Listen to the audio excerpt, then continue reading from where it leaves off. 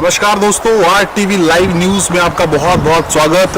मैं अनूप आपका हम सफर कार्यक्रम जिंदगी का सफर लेकर हाजिर हो चुका हूं दोस्तों। और आज एक और ऐसी शख्सियत से आपको मिलवाने वाला हूं जिन्होंने अपनी जिंदगी में कुछ ऐसे काम किए हैं कि आप उनको जानना चाहते हैं। जी हाँ, मैं आज आपको मिलवाने वाला हूं अधिवक्ता अमित शर्मा जी से, जो कि पिछले कई सालों से कानून का ज्ञान, कानून की जानकारी, या आप कह सकते हैं कि कानून की अलख जो है वो ऐसे क्षेत्रों में जाकर जगा रहे हैं जो कि अति दुर्गम है और ऐसे क्षेत्र जहां पे आम आदमी जाने से भी इतराता है। तो आपको मिलवाते हैं अमित शर्मा जी से। सर, बहुत बहुत स्वागत है आपका हमारे चैनल पे। और ये जो हमारा कार्यक्रम रहता है सर, जिंदगी का सफर, और हर किसी की जिंदगी में अपने अपने सफर होते हैं। आपसे भी हम बातचीत करके सर थोड़ा सा अपने बारे में परिचय दीजिए हमारे दर्शकों को।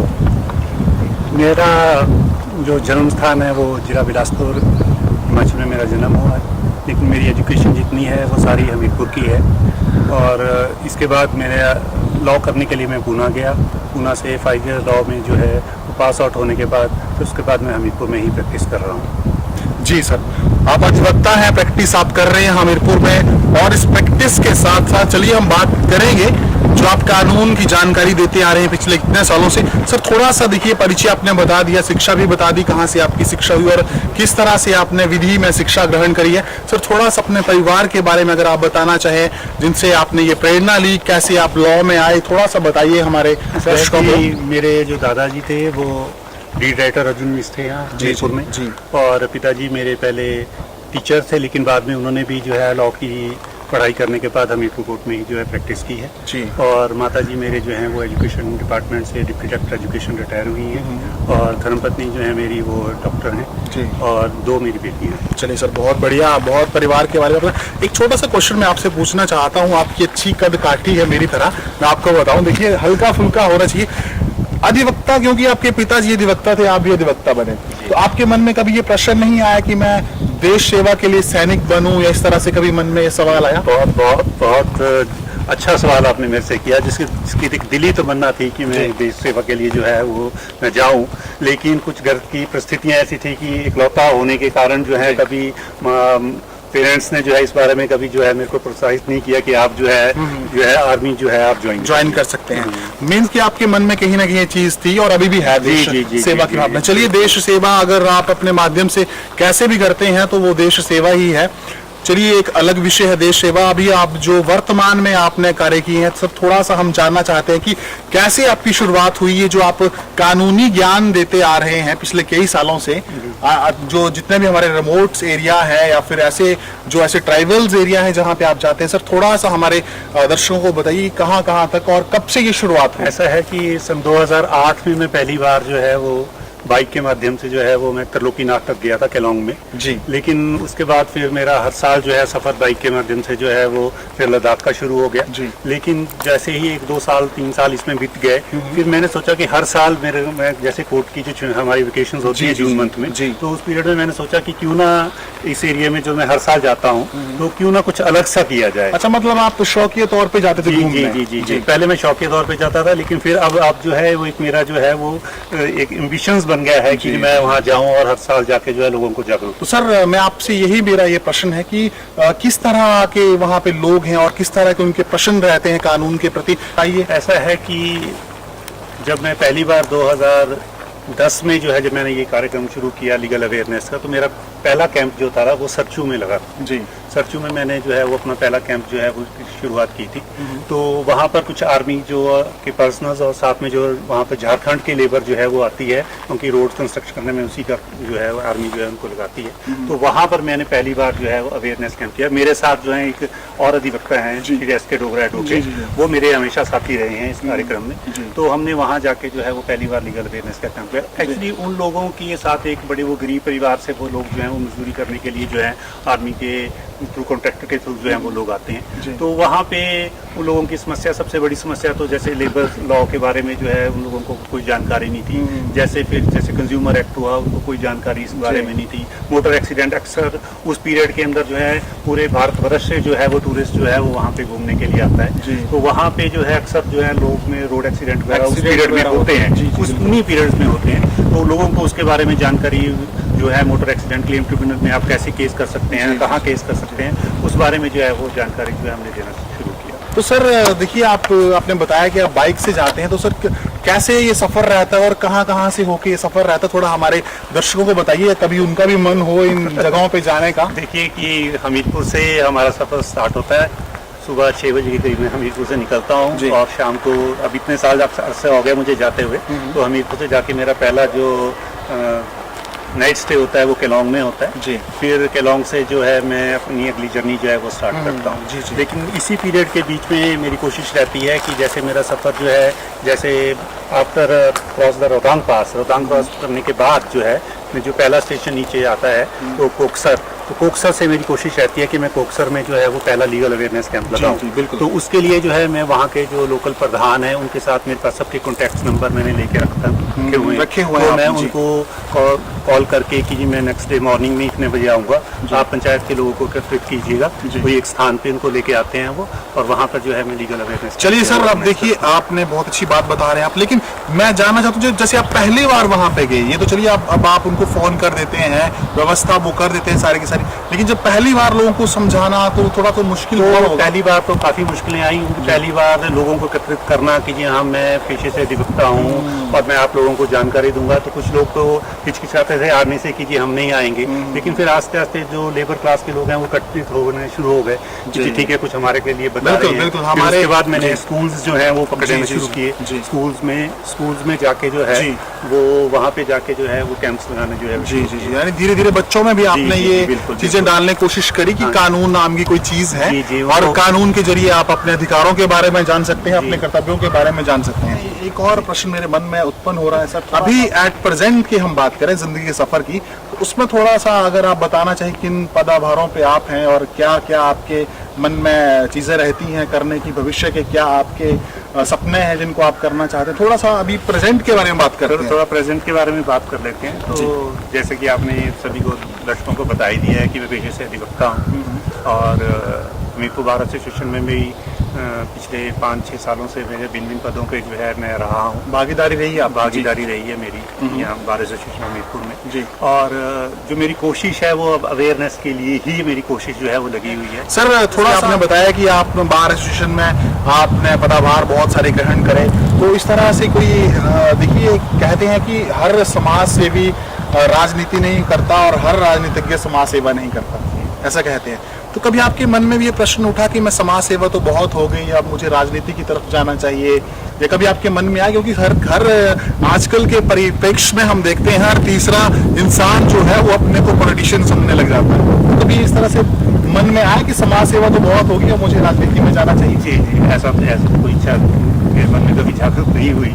मेरी इच्छा जो है वो समाज सेवा करने की ही है और लोगों को जो है ज़्यादा से ज़्यादा जो है जागरूक करने की इच्छा है, स्पेशली जो रिमोट एरिया चाहे हिमाचल के हैं चाहे कश्मीर के हैं, इस एरिया में जो है मेरे लोगों को जागरूक करने की इच्छा जो है।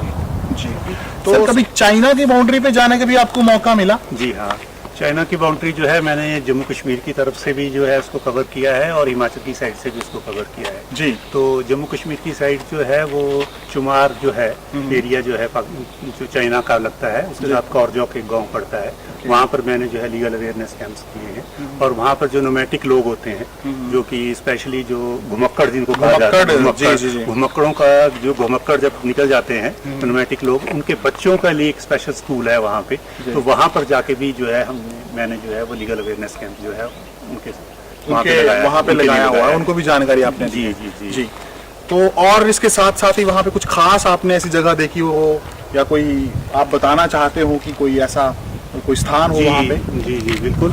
जब हम लोग स्पेशली लद्दाख में जाते हैं तो लद्दाख जो है अछूता रह जाता है यदि हम 4 आर्यन विलेज जो हैं उनको ना देखें। 4 जो है वो आर्यन गांव है वहाँ पे, तो सर बताइए थोड़ा सा कौन कौन से हैं? वो 4 गांव जो हैं वो है दा, हनु, गुरखुन और दारचिक। जी, ये 4 गांव हैं, ये बिल्कुल दा, हनु, गुरखुक और दारचिक। ये चारों गांव जो हैं ये बटालिक सेक्टर में पड़ते हैं। तो वहाँ पर ये प्योर आर्यन जो है वो अभी जो है वो वहाँ पे जो है फैमिली जो है वो रह रही हैं। तो एक हमारा जो दो फ्रेंड जो है जो कि डीसी ऑफिस जो है वो ले में एम्प्लॉई है, इनका नाम टुंडुप है। ओके। जो टुंडुप जो है वो बेसिकली आर्यन है, तो उनसे हमारी एक बार मुलाकात मेरी जो है, और एस के डोगरा जो मेरे साथी थे उनकी मुलाकात हुई। तो हमने फिर उन्होंने कहा कि आप हमारे गांव में भी जो है वो आइए और वहाँ पे जो है लीगल अवेयरनेस का प्रोग्राम जो करिए।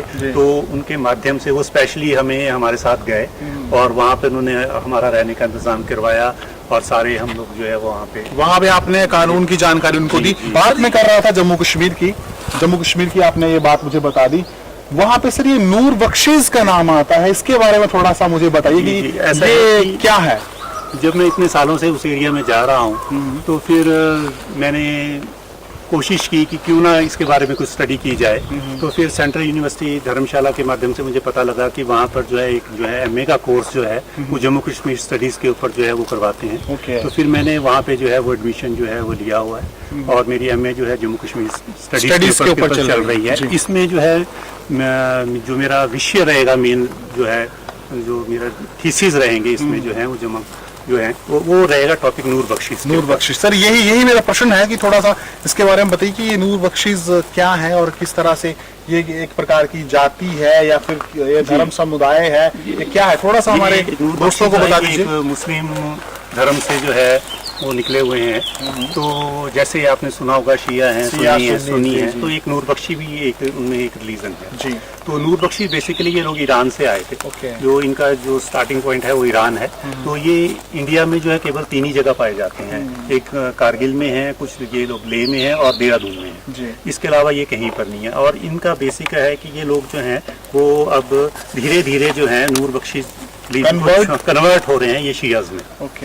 शिया में कन्वर्ट हो रहे हैं क्योंकि इन लोगों को एड जो है यहाँ पर नहीं है, इनके मदरसे यहाँ पर नहीं है और इनकी मस्जिदें भी जो है वो कम है। बेसिकली ये ईरान से हैं जैसे कि आपने बताया और कन्वर्जन जो है वो इनमें लगातार हो रहा है। लेकिन ये कन्वर्ट जो हो रहे हैं वो मुस्लिम में ही कन्वर्ट हो रहे हैं, ये किसी और रिलीजन में नहीं जा रहे हैं। सर कुछ और अपने जीवन के बारे में कुछ खास कोई ऐसा लम्हा आप बताना चाहते हो या फिर आपके जो अभी भविष्य को कोई और कुछ सपने हों, जैसे कि मैंने आपसे पहले भी पूछा था, मैं आपको वहीं लेके आ रहा हूँ एक्चुअली, कोई आपके मन में राजनीति का कोई सपना हो इस तरह से? जी नहीं, राजनीति का तो कोई सपना नहीं है। समाज सेवा ही जो है वो तो मैं समझता हूँ कि राजनीति भी देखिए समाज सेवा का ही माध्यम है जी। तो क्यों ना आप राजनीति में ना आए? नहीं, मैं राजनीति से जो है वो दूर ही रहना चाहता हूँ जी।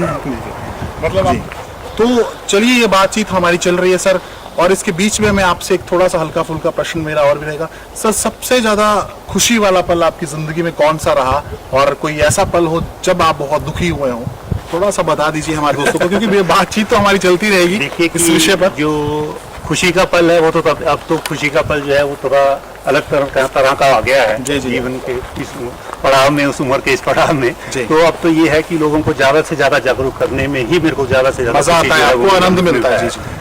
और दुख का पल जो आपने बोला कि आप दुख का पल भी आप शेयर कीजिए। दुख का पल ये जरूरी नहीं है दुख का पल दुख का पल ये है कि मेरे को ये चीज जो है जितना लेट जो है ये ज्ञान प्राप्त हुआ कि मैं लोगों को इस तरह की मैं अवेयर कर सकता था जो मैं इतना लेट जो है। बहुत बढ़िया कहा आपने, फिर भी आप बहुत अच्छा काम कर रहे हैं। मैं अपने दर्शकों को बताऊं पिछले कई सालों से ये हर साल जाते हैं और बाइक के माध्यम से जाते हैं और देखिए बहुत कठिन होता है इतनी दूर जाना, लोगों को इकट्ठा करना, एकत्रित करना, और हर दिन जो है वहाँ पे ये लोगों को अवेयर करते हैं, ज्ञान देते हैं, कानून के बारे में जानकारी देते हैं। पेशे से अधिवक्ता है, मैं मान सकता हूँ कि जानकारी इनके पास होती है, लेकिन फिर भी लोगों तक ये बातें पहुंचाना थोड़ा सा मुश्किल होता है।